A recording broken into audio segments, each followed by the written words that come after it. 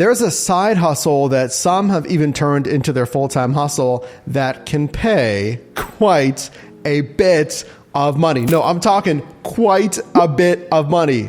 No, really, quite a bit of money. But is it easy? Absolutely not. Like a lot of these side hustles that say, hey, you can make $10,000 plus a month. You can if you're a high performer. In this video, I just want to give you an intro because this is an intro for myself as well. I haven't done it yet, but all I do here is help you make money in different side hustles. This is the Amazon Kindle Direct Publishing or KDP program. And funny enough, this isn't even a new thing. Since 2007, Amazon says, Kindle Direct Publishing, KDP, has helped launch millions of successful careers in self-publishing. Through KDP, independent authors can publish their books in print or digital formats for free and make them easily available to readers in over a dozen marketplaces in 175 countries. Now, it's not just books though. Here's the thing, in doing my research here, there's two different kind of content levels. There's low content publications, there's high content publications. So as an intro here, let me tell you how to qualify. How do you publish low content, high content? What is that? How do you set pricing? How do you get paid? Who can participate? From their terms of service, you represent that you are at least 18 years of age or older, or the age of majority where you reside, or a minor can publish, but a parent or guardian of a minor can open a KDP account for them and be the publisher of the minor's book. So basically, anyone can publish a piece on Amazon's KDP program. Again, it does not have to be just a novel, like a big book here. So let's get into that. So I have an idea for a published work. It can be a novel, but it can be a puzzle book, a coloring book, a children's book, simply a journal, a diary, a notebook, some kind of checklist. So how do I publish on KDP? I'll let you know in 3 simple steps. Step number 1, prepare your manuscript and cover files. Format your manuscript file and, create your fonts, your body, the back matter, etc., the parts of the actual book here, or use our free cover creator tool. Okay. Step 2, publish in print and digital formats, either a hard copy or a paperback, physical copy, or an ebook. Enter book details such as the title and the author, upload and preview your prepared manuscript and book cover, select your publishing rights and list price. You're going to set your own pricing here, but take a look at this. This is kind of like almost Shopify drop shipping, where you create a product, but it's not even made and it's not stored at your physical location. So once a sale's made on, let's say, Shopify drop shipping, then that product is produced, or any inventory is held at a separate location and just shipped out of that separate location. So take a look at this. We'll make your ebook available in Kindle stores, and we'll print and ship your paperback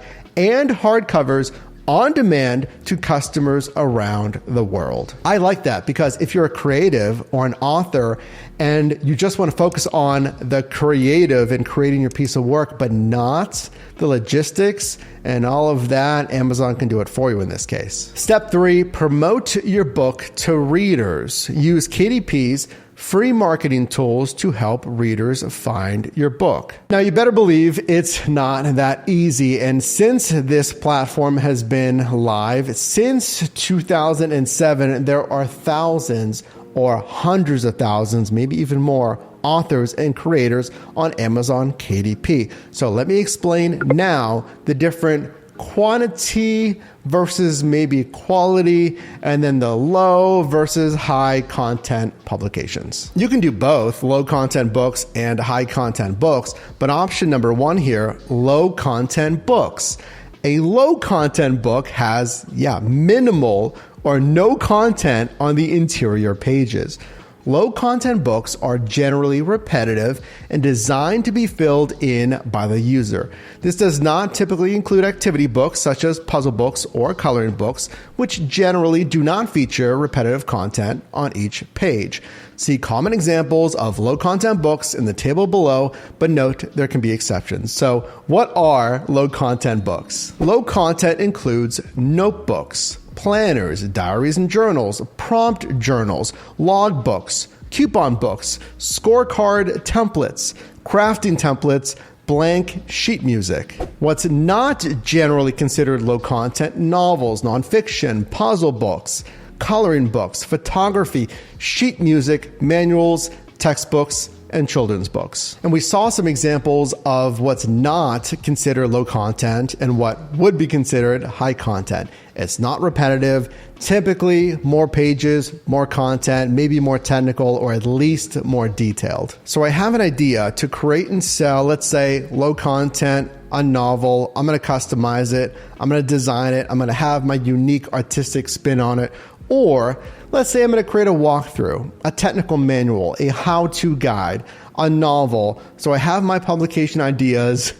Now what? Other than maybe just to start typing. Well, there's a lot of rules for how to format and organize your respective piece of work. There's rules for formatting, there's rules for font, there's rules for pages based on the type of content, there's rules for page bleed, there's rules for the front cover and back cover. You get the point. In doing my research on Amazon KDP, there is a lot of nuance on seemingly a pretty easy concept.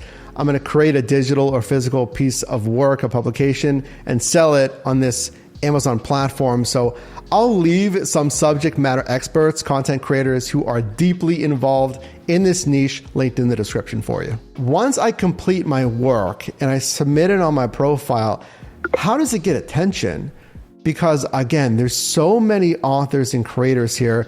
We can talk about organic reach, the free marketing that Amazon KDP highlights, but this is also an extremely highly competitive, arguably in some niches, saturated space. So in my research, looking at some of those subject matter experts in the KDP self-publishing space, that some of them did say, hey, you're going to have some ad spend, spending money, promoting your book, marketing, just to get out there. Now, that's not necessarily a bad thing. Imagine you're creating a product. In essence, you're starting a mini business here, selling your publications.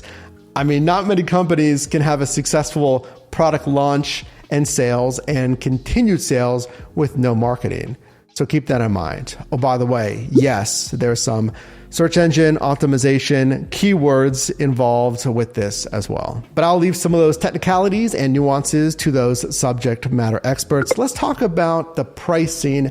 How do I set my pricing? And of course, how can I make money? How do I get paid? There's two different royalty options here. KDP says you can choose between two royalty options for each of your digital books, also called ebooks. The 35% royalty option and the 70% royalty option. You can see as shown here, depending on the country location that buys your product, called the available sales territories, in part determines which royalty you can choose. For instance, 35% royalty option. If you choose this royalty option for your digital book, it will apply to sales of your digital book to customers in any territory, versus the 70% option qualifies in the following territories and countries. But if your country or sales location, or I guess we'll call it available sales territories, because that's what KDP calls it here, if it's not on there, it defaults to the 35% royalty. But I'll stop you right there, because you can't just choose 35% or 70%. What's the catch? One has more fees, but one is greatly limited just by how much you price for your item. Here is the ebook list price requirements, how much you can list your publication for. Looking at the 35% royalty option, you can choose this option for royalties and set your price accordingly if your file size less than 3 megabytes, your minimum price can only be 99 cents as the minimum, you can't list it for free, maximum list price $200.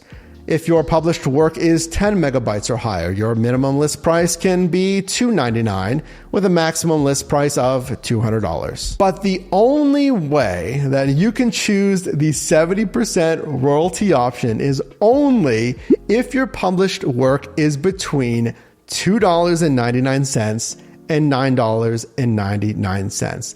If it's lower than $2.99 or greater than $9.99, you cannot select the 70% royalty option, regardless of the available sales territory. So if you feel like your piece of work is valued more than $9.99, the 70% royalty option is not going to be an option for you.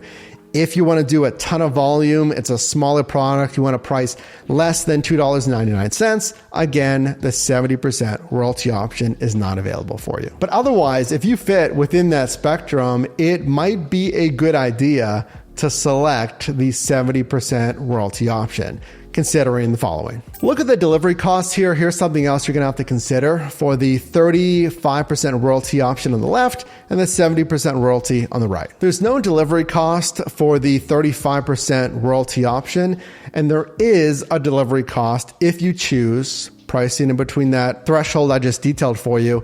If you choose the 70% royalty option, it does say delivery costs are equal to the number of megabytes we determine your digital book file contains, multiplied by the delivery cost rates listed below. There's no size limit that I can see here on the price requirements. So in essence, it can be any file size. It's just the pricing has to be $299 to $999 to qualify for a 70% royalty. But the delivery cost, let's say your book, your publication is 10 megabytes. So it's going to be 10 times and then the currency of your respective country here. So here in the US, it would be 10 megabytes times 15 cents. At the high level for beginners like myself, and let me know if you're an author or creative, if this is something you'd be interested in, I want to decide if I'm going to create what? Low content publications, high content publications. I'm going to price my publication depending on where I price it. How big that file size is going to in part determine the range of prices that I can set. And then lastly, I'm going to use the free KDP marketing resources in part, but realistically, you might want to have some kind of monthly ad budget to at least get off the ground, to get more eyes on this publication, especially, and here's my initial verdict on this, on possibly even more saturated niches. I feel like the low content niche is going to be more saturated than high content niches. Coloring books, children's books, even though some of that was still, high content qualification.